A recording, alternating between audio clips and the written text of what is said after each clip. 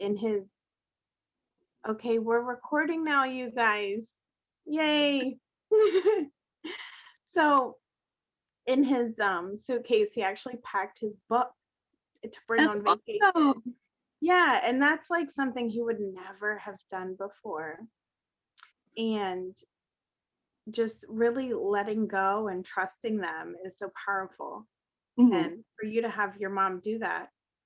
And of course, just thinking, because when you're in school, like on the subject of thinking for yourself, when you're in school, you're always told, you know, this is the way Hmm. this is the way, and Yeah. that's the only way, right? Yes. And also And those timelines too, that you have to be reading at this age and you have to know multiplication at this age, when some kids, like I was a bit older when I really got interested in reading, because it just nothing caught my fancy. And then when I got older, I just devoured books.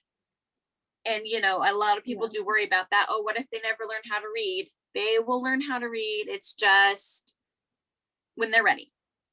And they will be ready because they're going to want to play that video game, or they're going to want to know what that sign on the street says.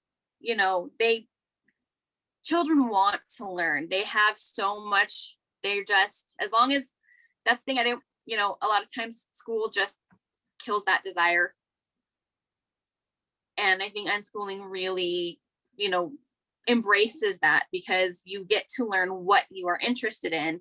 So it really, really nurtures that love of learning that kids just are born with. 100% agree. And watching my son in the public school system, it was like his fire completely died. Mm-hmm. And now I'm slowly seeing it come back. Yep. Lynette, go for it. I'm going to mute. Hi, Crystal.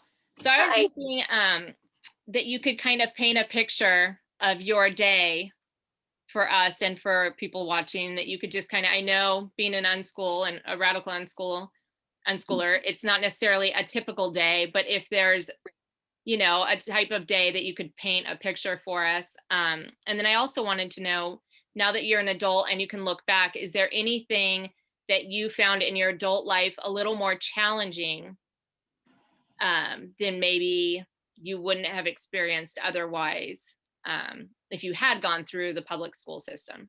Sure. Kind of a two-part question there. Okay. So typical day is, I get up and, like, I have, even though we don't have any schedules or anything, there's a rhythm to the day. So I have like my personal morning routines.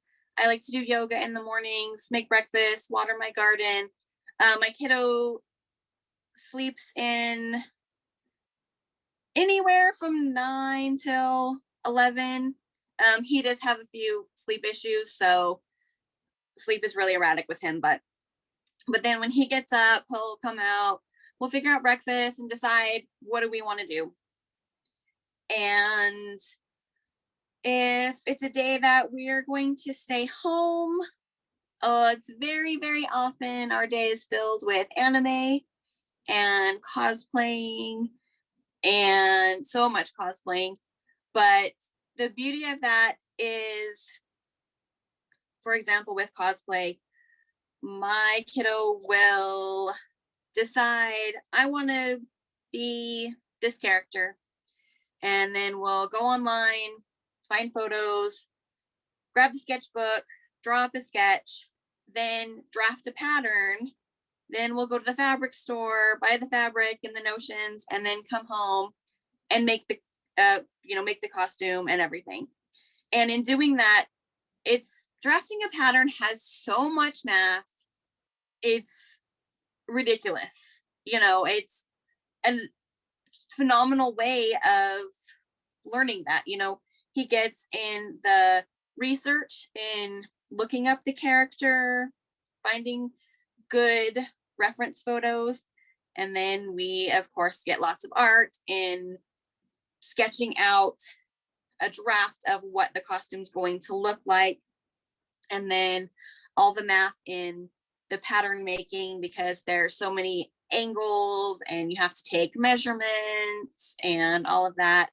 And then, we could do budgeting as far as, you have this amount of money to purchase your fabric and everything. So maybe you can't get the really, really expensive, nice fabric you want. So you might have to go with the cheaper fabric that's not quite as nice, or you can wait, save up some money, so it really gives a really good real life use of math. Shh, it's just Daddy, you're okay. My dog loses her mind when she hears my husband get home. But I think that's the best part is, when you're just sitting in a classroom and you're just memorizing facts. I know, like for me, that's so hard because I need to relate it to something. Just memorizing a fact isn't helpful. It doesn't mean anything. But when I know that these fractions are measurements, so I can relate that to a pattern or baking, or if we're building something, we get to do that. And some days we like to have field trip days. Obviously we did that way more pre-COVID, but we'll do like the zoo, the aquarium, things like that. And we'll just kind of make a day of it as far as going, and we love to like look up facts. We have a really nice aquarium that has so many different fish. Like there's some fish there they have that have evolved to not have eyes because they're so deep sea. And so, he'll be like, well, that's weird. Why would they do that? Why would they evolve that way? What would that do? So then even while we're there in the aquarium, we'll pull out our phones and look up. How did they evolve this way? Why did they evolve? Just in everything we do. I think that the thing is with unschooling, you learn that everything really is a learning opportunity. We really look at everything we're doing. A lot of times we do tend to stay home more because we are both homebodies, but we do spend a lot of time, like I said, sewing, cooking, watching different documentaries, and it just really, whatever the mood strikes us. And it's one of those things where we started out one day watching a documentary on Legos, which somebody said something in the documentary that made us look up some geography, which led us to what kind of food they ate there. So we started off on Legos and we ended up miles away. I think at the end we ended up talking about like driving laws or something, because you're not tied to that one thing. We just kind of go with the flow with our days as far as, like I said, there's not a lot of structure, but we have that rhythm of what we do. And then usually once evening hits, everybody just kind of does their own thing, or the kids all get together. And my kids love to play trivia games, and you learn so much in trivia games. And so we just kind of take just those everyday things and learn from them. And then for your second part, I think the biggest challenge for me is I didn't really have to deal with authority. So as an adult, I've always struggled with having a boss. That is so hard for me. I can't have a boss. Thankfully, I've been fortunate enough that when I was younger, I always got to be the boss. I always got promoted up to management real fast. but now I own my own business, because even being management, even at one point I was a district manager, so I was upper management, but of course I still had bosses. And I'm very stubborn, and I'm set in my ways, and I like to do things my way. So I decided I don't want to have to answer to anybody else, so I'm going to start my own business. So I started my own business, and I can do things my way on my time, and I'm so much happier for it. And if I had gone to school, I might have still been this way. I'm not sure. It may just be my natural, because I am very stubborn and strong-willed, so I could have, but I know that definitely was a big part of it. But I think that's helped me, because it pushed me to that point of starting my own business, where I do something that I love and I really enjoy, instead of just following a regular path of having just a regular job.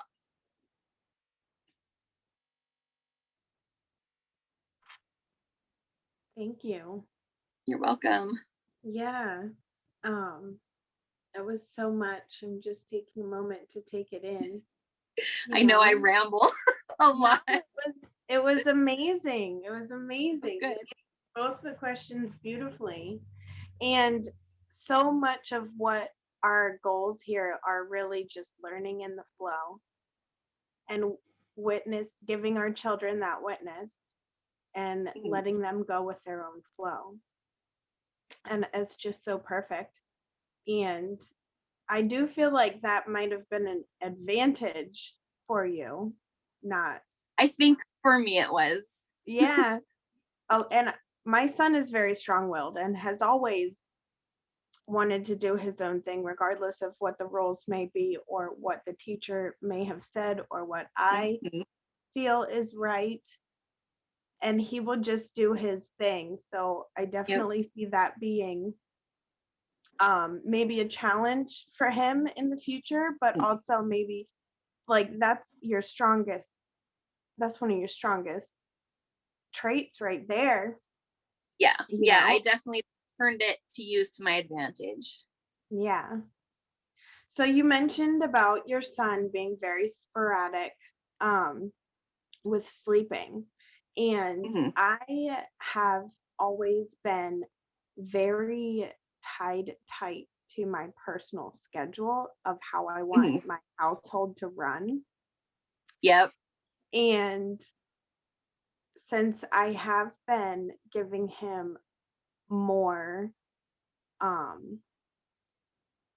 I've been giving him more room to make his own decisions recently because I'm in this shift with him. And so he wants to make decisions everywhere, including that schedule. And that's kind of like, you know, shattering my little bubble here.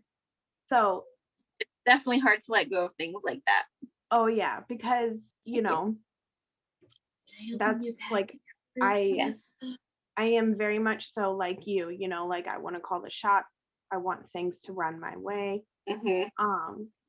So a lot of this I've had to let go a lot. But yeah, the biggest thing is really bedtime right now for us. And I guess it's the hardest thing for me right now. So I was wondering if you could, like, what are your opinions of that? Like me, because I'm stuck. I love my schedule, but on the other side is letting him do his own flow. So I'm interested. Well, when my kids were really little, we had a little more structured bedtimes, just because, when they were tired, they got tired much, much earlier than they do now. They're all teenagers now. So my youngest is going to be 13 this summer. And then my older two are 16 and 17. They're about to turn 17 and 18. So they're all older now. But when they were little, we had a little more structure with that, just because that's what they needed. And then as they've gotten older, they've had more control. Like all my kids have always, or for the last few years, gone to bed after I do. My 17-year-old, I don't even know. She still stays up till like 1 or 2 in the morning. But at the same time, when she's tired, she'll go to bed at night. You know, with having that freedom, you know, there's not the, oh, I'm going to sneak and stay up late. You know, she knows if she wants to stay up, she can stay up. And so when she's tired, she's like, oh, it's 9 o'clock. I am so ready for bed. I'm just going to go get ready for bed now. So I think, you know, a lot of it, and like I said, we are radical unschoolers and not everybody is, because it's definitely not for everybody. But with a lot of those freedoms with like that and electronics and all that, is when it's not a forbidden fruit, then they relax a lot more about it. Sal is the one that we have the biggest challenge with, because of between his Tourette's and his he has a neurological disorder as well.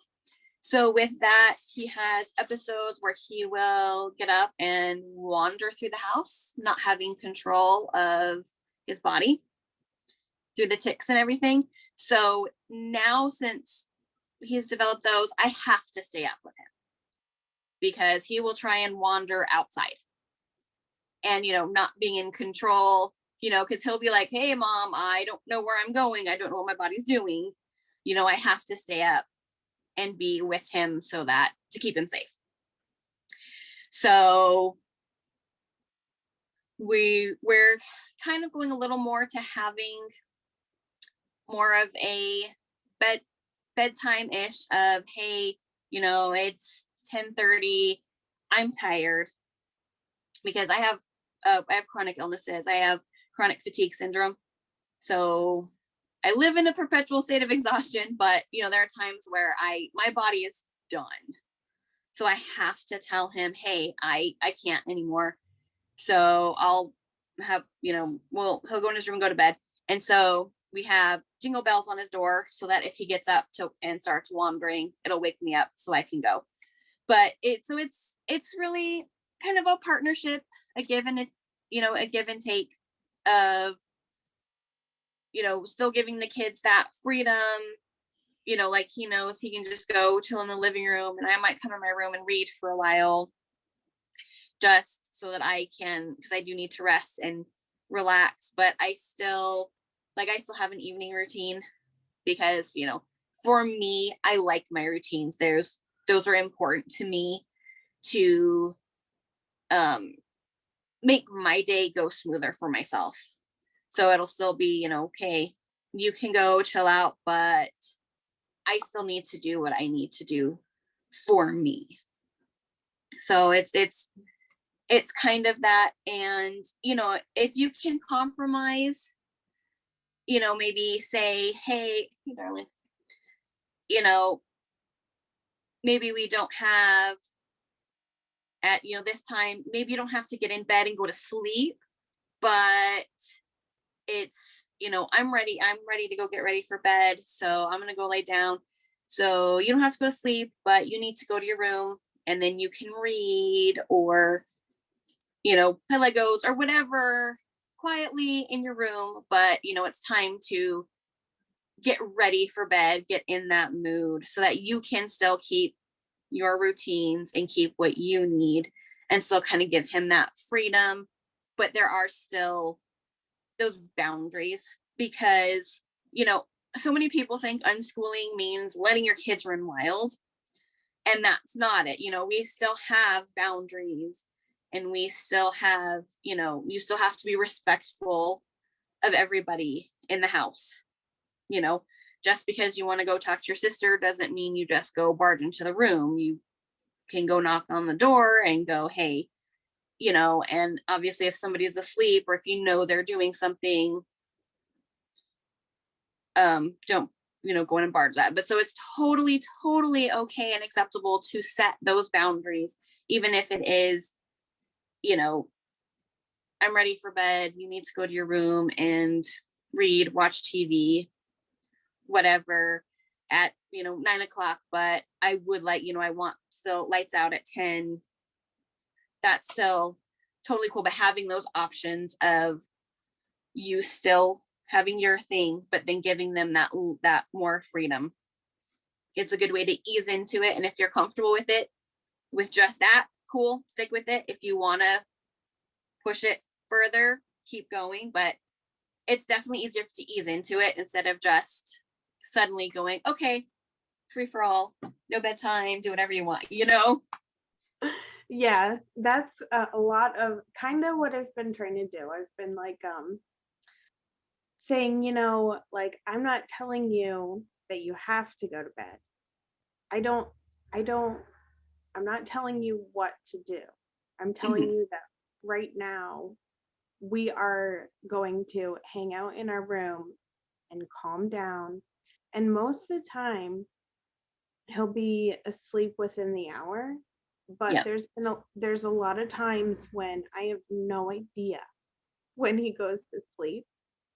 So, um it's I've been really trying to like let him decide but still keep that schedule, I guess, because Right. I really like my bedtime routine. Like Hmm. he's in bed, the house is quiet, the lights are off. So I've been trying to keep that, but still, I guess, try not to dictate his decisions of what he does at Right. that bedtime. So Hmm. yeah, we're just trying to find that balance, I guess. So thank you so much. You're welcome. And I yeah, that's have one of a those, it's different for everybody. So what Yeah, works for you, what works for me might not work for you. But if you find something that works for you, that's great, and stick with it, even if it doesn't, fit a label. If it works for you and your family, awesome. Stick with it. yeah. I feel like there's really no one label for everybody. Like we all have our own flow, you know, and like, I'm still um I like how you explain it with just finding the boundaries and also respect for everybody as a whole family unit, I think is more important than me saying I'm setting the rule that, this is bedtime, right? Right. So, and it's more impactful, I think, for them in that way as well, you Hmm. know?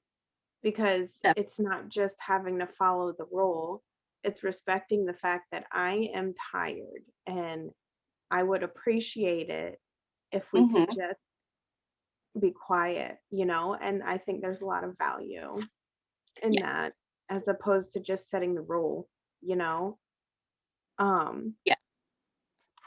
I have a question for you in the chat that I want to read for you real quick. And you guys, Mhm. I also have not looked at the participants or anything. So Amanda wants to ask, how do you manage a business and teach? Like, how do you tackle teaching your children and with your business? Yeah, that's got to be really busy for sure. It is. um, right now, it's super easy because I'm closed because of COVID, but Yeah, um, but I have, it's not a traditional business. I'm a potter. cool. So I make pottery. I do like, mugs, bowls, all that, but I do like, yep, sculptures and wall art and things like that. And I sell them at Renaissance fairs and Comic Cons. That's awesome. So yeah, so my studio's here at home. So I can run out and work whenever I feel like it, whenever I need to, which a lot of times is in the morning because Sal's asleep. And like I said, my older two do go to school because of the custody stuff. So they're in Yeah. school. He's usually asleep. So I do that in the morning. Hi, sweetheart. I know. He just caught a cold from me, so he is not feeling good at all. I'm sorry, baby. So I just run out, and also my kids do help me. They they help me with some finishing, they help me with inventories, and when we do like our Renaissance fairs, they work for me. So all of my kids have jobs, and so that's awesome because then they get that experience of of cash handling and sales and customer service. So their main thing is we have a kids table where I make little ceramic figures and kids get to come and paint them. So they're in charge of that. So they're in charge of explaining how everything works and, taking the money, giving change, all of that. So where it is my business, it's still a family thing. My husband helps me with tear down and setup, and he does hawking, and same thing with Comic Cons. My kids get to go and they get to cosplay, and then they get to wander around and do all that. But I really do have the advantage of it being what it is, that I don't have to work long hours. I can just do a couple mornings or a couple hours in the morning when they are asleep. Or if I have a ton of online orders or something, I will just tell them, hey, you guys hang out, and they'll do their thing while I go out and work. Or they'll come out with me. Sal's actually pretty good on the wheel, so he likes to make stuff too. So my kids are still pretty involved in the business. Or or if I'm just sitting there, if I'm glazing, I'll sometimes bring that into the living room, and so I can sit there and do my glazing while we're watching that documentary, or while we're talking about whatever has sparked an interest. So I have that advantage of being able to work and still be available for whatever the kids need. That's awesome. I work full time and like 9 to 5 regular old job, but thankfully I do have a job where, I have a private office in a private room where only I have access to and everything. And he comes with me 2 to 3 days a week, maybe. Yeah. And he comes with me on days that like I know I don't have much to do. So we'll go explore for lunchtime, or I'll get my stuff done real quick, and then like around 2:30 we'll go to a new playground or go do some or anything. That's And awesome. yeah, so he is just really involved. And then when he has that downtime, like when I'm off doing work and he's in my office just hanging out, he does a lot of creating when I just leave him be. That's when he does a lot of his projects that he comes up with are a Yeah. lot when I just leave him be. And Lynette, I'd like to ask you, what is it like having your kids always there with you in your business? Lynette has an art studio that she runs, which is Cool. pretty cool. Yeah.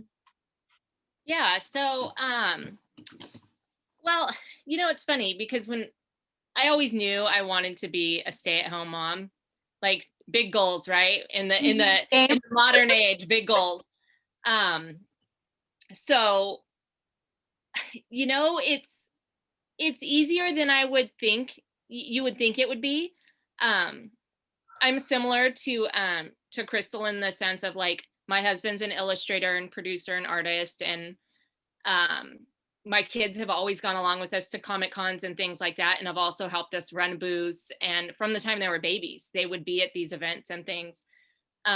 So naturally, when we opened our art space, they were just a part of it, so they're they're just as much of a contributor as we are, so if anything, I think what gets hard for me is just, why I would say I'm more of an unschooler than a radical unschooler is the bedtime thing. Like, we have routine and we do have some structure there that is very important for me. After spending tremendous amounts of time with your children, it's important that we take that time, I feel, for ourselves to replenish and nurture ourselves. So I think what I've noticed since we've transitioned, granted, my son only went to school for a couple months there, I think, before we pulled him out. And prior to that, we were a part of a co-op where I worked at his co-op with him. So I went to school with him. It's just that, just getting a little less time for myself, I think, is the biggest struggle.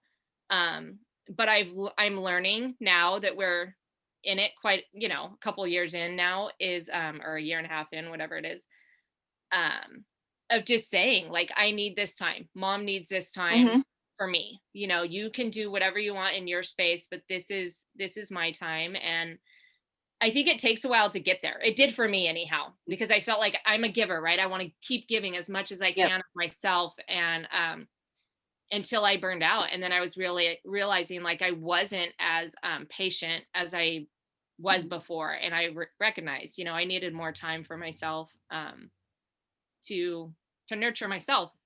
And now they get that, now they can notice, my kids will even say, oh, Mom, do you need some quiet time? Should we go in the other room? So they're like starting to notice, at 6 and That's 3, great. like Mommy needs a little bit of time. And it's not because I'm angry. It's just they can see, like, that maybe You I'm a feel little overwhelmed. shorter or not as attentive to playing, like, as I would be normally. So it's great having them at the studio. I think it's harder for our guests, for people that come in the studio, because we are the only homeschooling family in our town. Really? Yeah. That's got to be So really challenging. it is. And we're the outcasts, the weirdos. So when guests come in and our kids are very much involved, people aren't used to that. They're not used to a kid wanting to take someone's money at a register and help them, or even little kids, when they try to interact with little kids. My kids are very social. So even little kids don't know how to react when another child is, trying to teach them things or show them things or play together, and they don't know how to interact. So it's very interesting in that way. And it's kind of heartbreaking. There was a time where, my son is very much into horror characters, and not that he's seen the films or anything like that, but he loves drawing monsters and all of that kind of stuff. And there was a moment where I would send him to the back, because he would draw really bloody stuff or whatever he wanted to draw. Right. I was okay with it, but I'd be like, you should go do that in the back. And then one day it clicked that it just wasn't right. I'm thinking, what am I doing? Here we are, a place for expression where I'm not going to censor some other child that comes in and wants to draw or express himself however he wants. Right. But yet, here I am doing it to my own child because I'm worried about being judged. By our guests, and I see the looks on people's faces, and then I started to go, you know what? No, this is my kid, and he's amazing for what he does, and if they don't like it, they don't have to be in our space. So that was a big place for me to come to in our journey. What I wanted to ask though, what do you think separates you from an unschooler to a radical unschooler? Like, what would that biggest defining difference be for you? So the biggest difference in my experience in comparing me and the other radical schoolers I know with regular unschoolers, most people who are just call themselves just unschoolers, is that they only do unschooling for education. So they only education is child led. And for us, not that our whole life is child led, but we have always given our children choices and decisions. Whereas it's not just because they say, even when they were little, even if it was just little things like, hey, we're going to go out to dinner. Should we go to Outback or Red Robin, and it doesn't mean that because we give them choices that we necessarily are going to do everything they want every time. But we always wanted our kids to know that, they have some control in their lives, that their voices are important to us. We're not here to tell them what to do. We're not here to be dictators. We're along for the ride. We're here to get to experience them growing up. We're going through, we're going through a similar thing with my middle daughter, of giving her choices. That's an issue with our custody, but because we're really big on, is this something you want to do? Even if it's something like we're planning a vacation, and if for some reason one of the kids didn't want to go on vacation with us and they would rather stay with grandparents, or for older two with their other parents, yep, I would be so bummed if they didn't want to go on a family vacation, because kind of the point is to go as a family. But if we were planning something they really didn't want to go, we're not going to make them go. Whereas a lot of people are like, nope, you have to do this.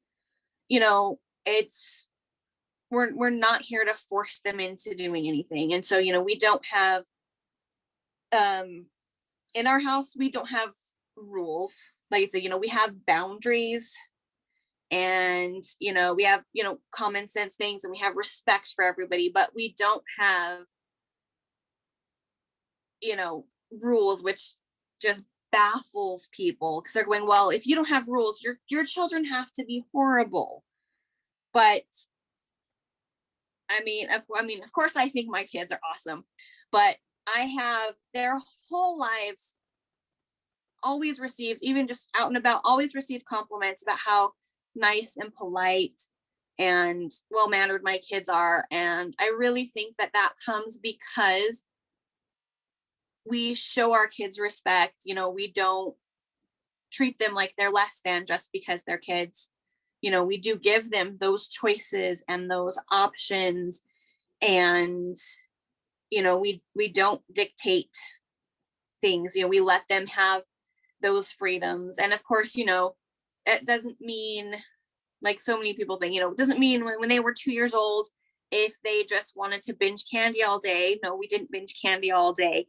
But if they want to have a candy, if they want to have a sucker, have a sucker. It's just allowing a little bit more freedom, and that child-led in overall life versus strictly education. I'd like to add something that I found through my research when I first started looking into curriculums and homeschool, Mhm. and the 10 gajillion million things that are out there. Right. I came across unschooling, and I was like, ooh, I got to know what this is about.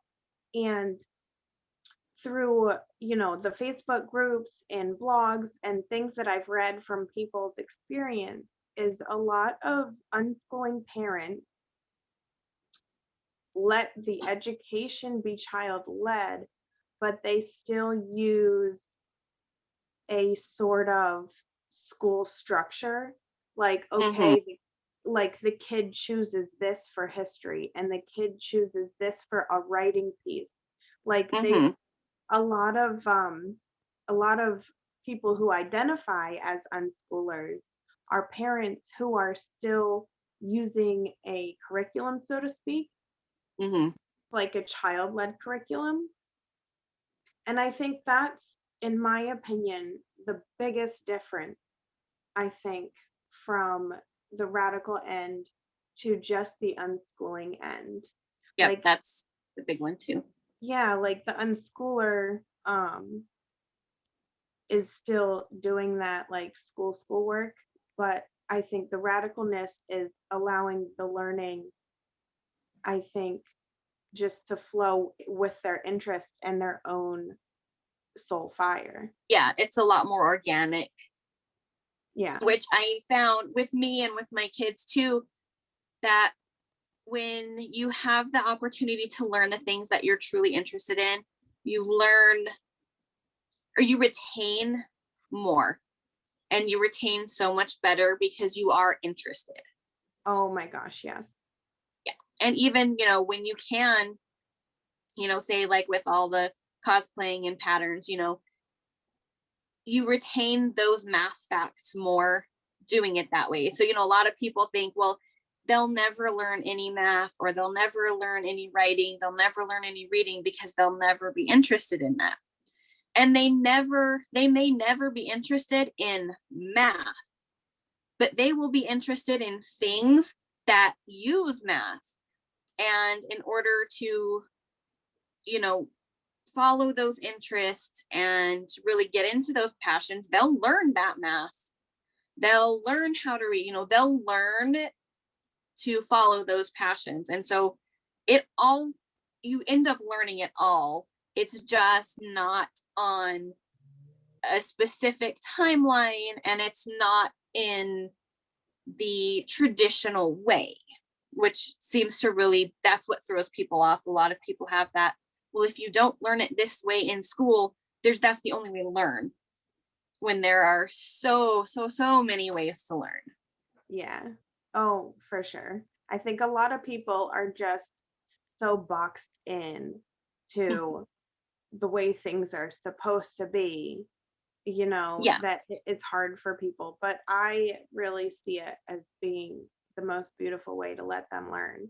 My son has been on a cooking kick for the last 2 weeks. That's So awesome. we have been learning all kinds of fractions and math to go Mhm. along, because like if it calls for a cup and a half, we'll just use a fourth for a fourth cup for the entire recipe. So he's got to figure out how to use, and I'll just say, oh, I don't have any clean dishes, which normally I don't anyway. So I'm like, oh, we'll just clean this. Right. We'll just clean this 1/4 cup, and then we do the whole recipe with that. And the math, Exactly. I think those tools come along as they explore their interests, for sure. Mhm. Lynette, please unmute, and I'm going to mute myself. If your hand is up to talk, or from last time, I don't know, dear. No, it was that. Okay. It's funny we're talking about this stuff, or that we went here. My son the other day, he's like, Mom, I want to do spelling words. And I'm like, all right, let's do spelling words. What spelling words do you want? And he's like, well, I really want a T word. And I'm like, okay, what kind of T word do you want? And he's like, how about Tortuga? And I'm like, Love it. all right, this is what we're and it's just Yep. funny because he was like, another friend was around, and his friend is like 8, and he's like, what's Tortuga? And so like my son is then explaining to him, and it's just interesting. I guess I'm more radical unschooler than I thought I was, but just that natural process like you're talking about, Mhm. Of just they want to learn and know, and it is so organic. I do have in my house like curriculums that I've ordered that are Mhm. round, that are nature based, and really fun stuff that I'm more into, like Greek mythology and different things, Right. that are around. And he'll pull them out if he wants to use them. Again, Mhm. it's not something we do either. But I was curious about that. Is that something? Do you bring in any curriculums into your home, or do you? We Just have to lay around, or we have a ton of math books. Sal loves math. So we have a lot of different, because he'll say, I want to do some pages of math, because he loves math. So, we have those types of resources. I have all kinds of science books. We have anatomy books. So we have those things always available, because you never know, like I said, one thing one thing leads to another, to another, to another. So you could start off with one thing and it ends up over here, and it may end up with an anatomy question. So we can just go, oh, hey, I have that, I have this book, let's check it out. So yeah, we definitely have a lot of, not necessarily a set curriculum or anything, but we have those resources available. Yeah, it's definitely not lending itself well to my hoarding issue.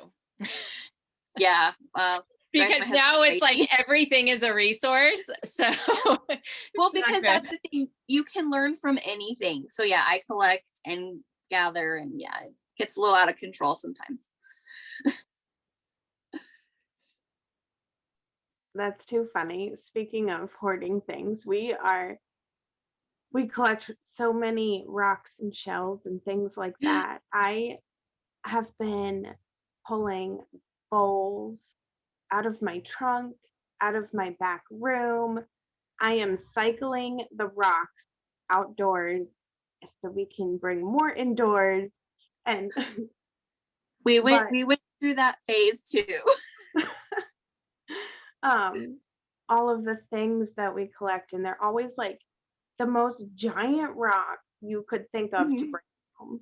And he lugs it all the way.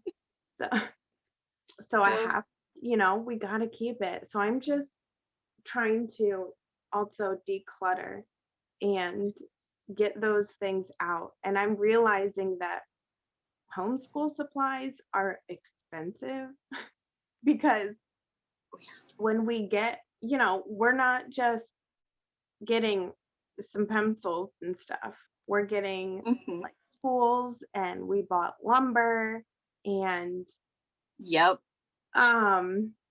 just all the things, and the ingredients for the food. I've been to the grocery store more times than I want to ever go again in my life.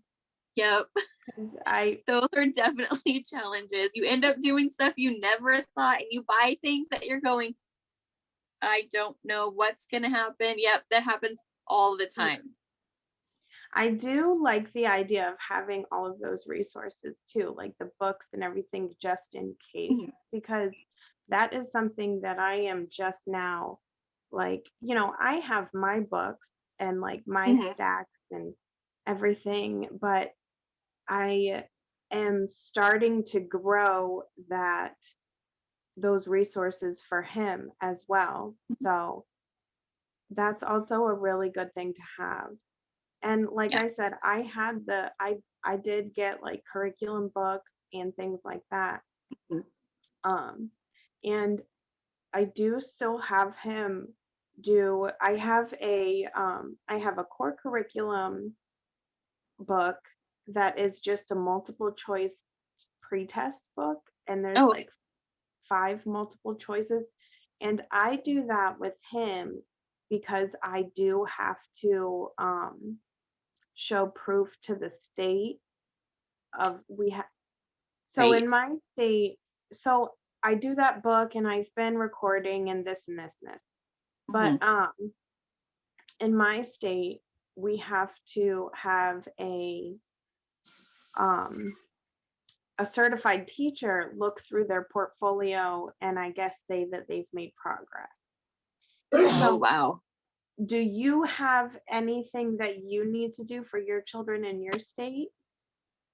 Thankfully, I'm really lucky. I'm in Arizona, and all I had to do here is file a one-time affidavit of intent to homeschool, and that's all you ever have to do. The only thing is, if you move to a different county, you have to file a new one with that new county. But other than that, that's it.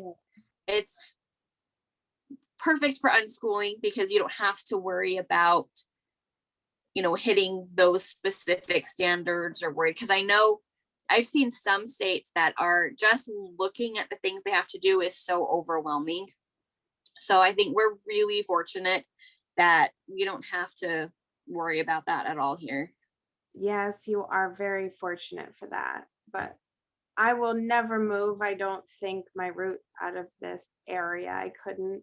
I love it so much. I will mark down my markings every day for their review and see how it goes. This will be my first year doing review. So I Yeah. think I just need to find that teacher that works with us and it'll be fine. Yeah. A good thing to do is reach out to your local homeschooling groups, like even on Facebook, Oh and yeah, they'll have really good resources to let you know who to contact that can. oh my God, for sure. Thankfully, there is a huge, huge community of homeschoolers up here. That's It's good. yeah, That makes a big difference. there's actually so many. It's surprising, but everybody has a teacher to recommend. Everybody loves this lady, Right. right? So I gotta find who I love. Of course. But yeah, You have to try well, out different ones till you find the right fit. right, right, right. So we'll see how that goes. You guys are so lucky not having to com- comply with the compulsory yearly stuff. Yeah. Does anybody have anything that they want to bring or they want to ask or anything like that for this evening? I don't have any hands up. Me and Lynette have been um chit-chatting with you, Crystal, but I just want to give it a moment and see if anybody else has anything. Let me check the chat real quick. You know, some people, because of the different times, some people might not be able to get on the microphone. Oh, I understand that. It's always hard Now, dealing with time zones. yeah, we have a weekly meeting at the dojo website Okay. on Fridays at 12:30. Um, if you were to want to join us in the future, you are 100% always welcome to join us. Okay, cool. I sent you the dojoearth.org link, did I? You did.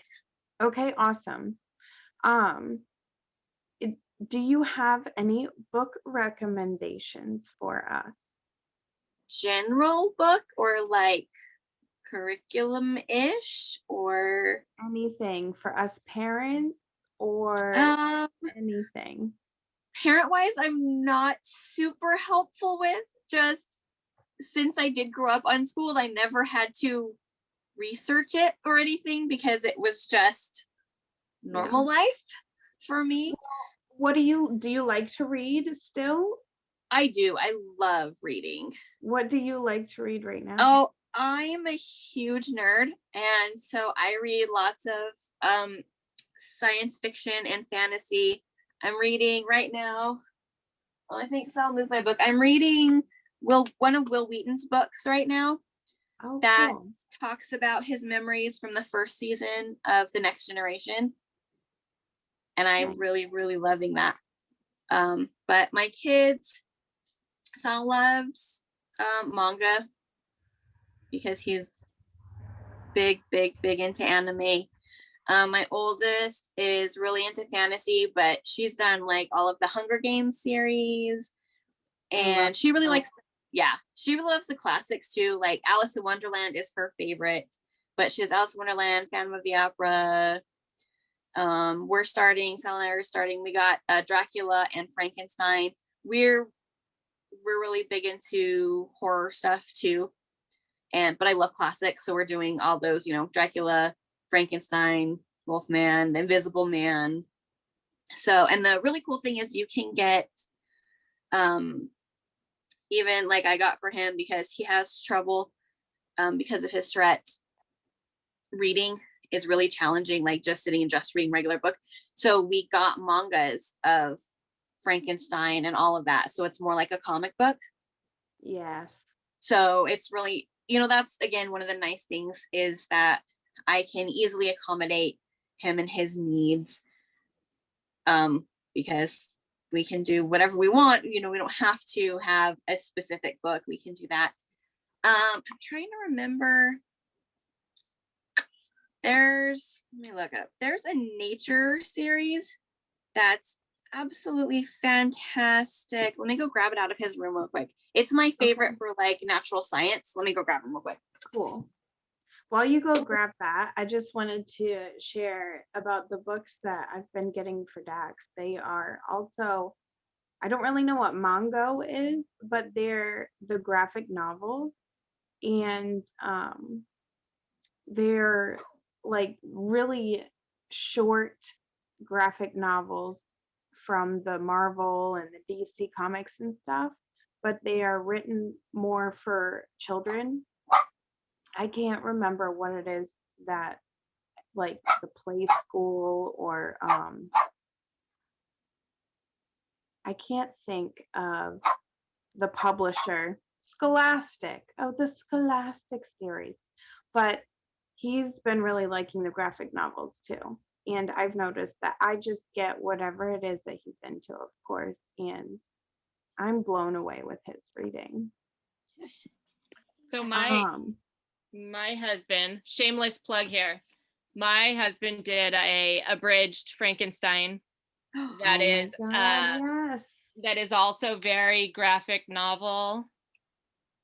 Oh, Um, it's and awesome. a lot of the schools actually use these to teach the classic Mary Shelley's Frankenstein because it's an easier read for kids.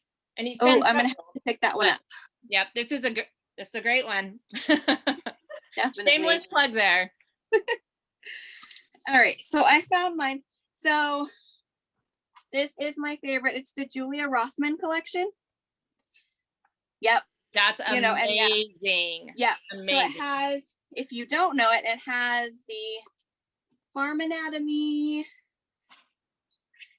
the nature anatomy, and the food. Awesome. And they're really in depth. Like for the food one, here's just a quick example. Shows you different things as far as fish goes, how they cut them up. It is beautifully illustrated and it's so informational. Just like I have learned so much from these books. I like to refer back to them myself. They're super cool. And then I think all of your kids are younger, Okay. right? Okay. When they do get older, I really like these. They're part of the they're called Big Fat Notebook series, but they have these everything you need to know about. And there's we have English, world history, American history, and math. And they look like, it looks like a little, spiral notebook that just kind of does a quick little overview on things so you can kind of look through it. So we use it, like we look through it and get kind of a good Cliff Notes on something, like, say, I don't know what even is right here.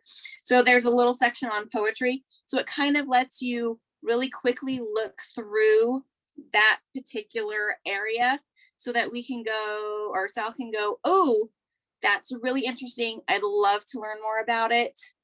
Or say, no, I'll pass. But the thing is, when you don't know something, you don't know to ask to learn it. So the nice thing about this is you can look at the different things and see if it sparks an interest. And if it doesn't, great. But we've found a lot of things that he's been interested in just by looking through different books and seeing these things. Those are awesome. Thank you. You're welcome. And Lynette, that book looks like something Dax would enjoy as well. I think anything graphic novel is so much more fun for them to read. So yeah, definitely. Even my 3-year-old like loves looking at these because they're so heavily illustrated, And it's funny that box set that you just shared, Crystal, that you showed that because just yesterday we sold our last box set in our shop. We carry that in our shop as well. Oh, that's or in awesome. our studio. So it's just those synchronicities, I love that. So fun. It's a great set. It is. I love it. I have never even heard of it, you guys. So that gives me more. Yeah, it's really cool. And you can you can just get them on Amazon even if you can't find it locally, and they're phenomenal books. My favorite bookstore has closed down. Oh, I know, it's really sad. She had like the most amazing used book section you've ever seen in your life. And she did have like really cool, fun new books that we would go and look at and stuff. But so now I'm on the hunt because I don't want to go to like a Barnes and Noble. right. You know, I want to find a good old bookstore. So I'm on the hunt for that. We always love the book recommendations. And I want to thank you so much for coming and hanging out. Thank you for having me. It was fun. Yeah, we'd love to have you again. We meet every Friday for a different type of style of a meeting, and we're really just kind of starting and getting going on everything. So it's really a lot of it is brand new, and we'd really love to have you whenever it is that you would like to join us. Okay, that sounds fun. Yeah. And if anybody has anything else that they want to ask, I think that this would be a good time to close it out for the evening. What do you think? Can you hear me? I can. What were the names of the books again? It is. It is the. Let's see. What's the collection? The whole collection is called the Julia Rossman Collection, and that'll get you all three. But the individual books are Food Anatomy, Farm Anatomy, and Nature Anatomy. Awesome, thanks. You're welcome. And I will let you know when I get our recording up and going. And I will share that with you. So Thank you guys all for coming tonight. I have to interrupt real quick. Yeah. Amanda, your voice is so beautiful. Oh, thank you. I love it. I haven't gotten to hear your voice yet, so it was nice to hear, and it's such a beautiful voice. I just want to say that. I didn't want to interrupt, but I had to. Thanks. I love it. It was like when I finally heard Gaia, I don't think she's here, but it was like, oh, it was just so wonderful to listen and hear you. I missed that one. I didn't hear her. It was like at the very end of a dojo, and she spoke. It was awesome. Yeah, I missed that one. I don't think it was one that was recorded either. Of course. Of course. She got lucky. So also, you guys, we're gonna do our kids Zoom. That is something brand new that we haven't done yet. We're gonna try and do that in the middle of the month sometime, where the kids are just gonna come and maybe share their experience, tell one of their stories, or share something that they've been working on. So Crystal, if that's something that your youngest might want to do with us, that would be cool. okay, And cool. yeah, we're going to schedule it probably this Friday. We'll probably come up with a date.